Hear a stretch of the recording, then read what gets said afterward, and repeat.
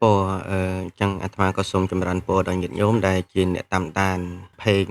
និង YouTube របស់អាត្មាចឹងក្នុងនេះអាត្មាមានមតិល្អៗមួយចំនួនដូចជាធូបព្រោះយើងមានចិត្តដល់ពិធីចូលឆ្នាំចិនសែនចិនអីហើយប៉ុណ្ណាហ្នឹងហើយបុណ្យទានក៏យើងមានអញ្ចឹងអាត្មាណែនាំធូបនោះទៀតគឺមិនគួរនឹងបូជានិងគួរបូជាព្រោះអញ្ចឹងធូបដែលគួរតែបូជានៅក្នុងផ្ទះឬក៏គេអដ្ឋានញោមណាមិនថាផ្ទះឈើផ្ទះថ្មផ្ទះស្បូវណា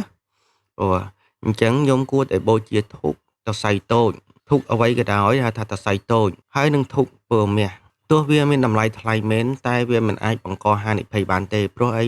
នៅពេលដែលធូបវាឆេះហើយវាមិនអាចបង្កជារងើកភ្លើងបានព្រោះរីឯធូបតសៃធំ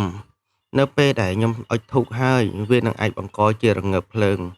រងើកទាំងឡាយនោះហើយបានវាធ្លាក់ទៅនឹងជើងធូបគ្នាវាហៅថាឆេះកំប៉ុងជើងធូបនេះជាហានិភ័យធំមុននឹងយើងបតោសវត្ថុស័ក្តិសិទ្ធិឬក៏ទេវតាអ្នកមានបារមីទុច្ចធំអរុក្ខរណតាទេវតាក៏សូមខ្ញុំមើលពីកំហុសខ្លួនឯងសិនណែមើលពីកំហុសខ្លួនឯងសិនបើតាមអាត្មា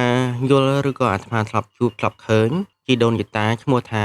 ជាអ្នកថែរក្សាយើងជាឪពុកម្ដាយរបស់យើងខ្ញុំត្រូវគិតថាឪពុកម្ដាយមិនដែលមានចិត្តដាច់មេត្តា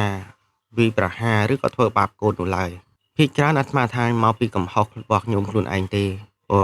អញ្ចឹងការបូជាធូបក៏ខ្ញុំគួរតែបូជាធូបឲ្យត្រឹមត្រូវហើយបូជាធូបនោះទៀតបើបូជាធូបខ្មៅអាត្មាណែនាំឲ្យខ្ញុំបូជាចំពោះតែវត្ថុស័ក្តិសិទ្ធិធំៗដូចជាព្រះរាហូឬក៏វត្ថុស័ក្តិសិទ្ធិអង្គណាដែលថាមានឫទ្ធិអំណាចទទួលយកនៅធូបខ្មៅបានតែជាទូទៅនៅតាមគេឋានជាម្ចាស់ទឹកម្ចាស់ដីម្ចាស់ព្រៃព្រឹក្សាអរុក្ខរណតាទេវតាទុច្ចធំតែនៅជុំវិញផ្ទះយើងមិនគួរនឹងបូជាធូបខ្មៅឡើយក្រៅពីធូបខ្មៅខ្ញុំអាចបូជាបានដូចជាធូបក្រហមធូបលឿងហ្នឹងហើយទៀនក៏ដូចគ្នាដែរទៀនក៏ដូចគ្នាដែររីឯធូបសរសៃធំគួរតែបូជានៅទីវាល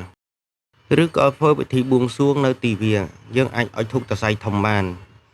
មិនថាធូបប្រភេទណាយើងអាចថាបូជាបានទាំងអស់អាហ្នឹងរឿងធូបសរុបមកគឺធូបសរសៃតូចហើយនឹងធូបពើមាសខ្ញុំអាចបូជានៅក្នុងគេអដ្ឋានរីឯធូបសរសៃធំខ្ញុំគួរតែបូជានៅក្រៅគេអដ្ឋាន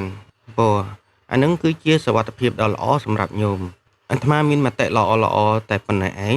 សូមញោមស្ដាប់ដោយពិចារណាតាមការគួរសូមអរគុណសូមចម្រើនពរលា